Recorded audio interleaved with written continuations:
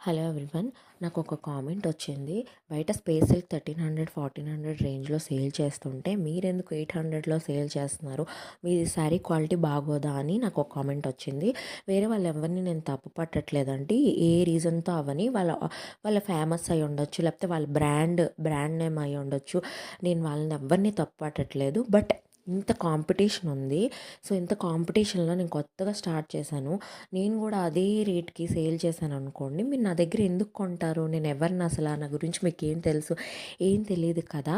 So న్యూగా start చేశాను కాబట్టి నేను ఇంత కాంపిటీషన్లో కూడా ఒక ఇది అవ్వాలి అనుకుంటే నేను ఏం వేరియేషన్ చూపించగలను?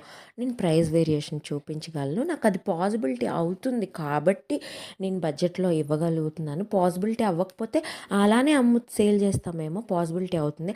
అలా అని చెప్పి ఆ క్వాలిటీ ఈ క్వాలిటీ ఏం డిఫరెన్స్ ఉండదండి. మీకు ఒకవేళ ఛాన్స్ అయితే అది ఇది రెండు బై చేసి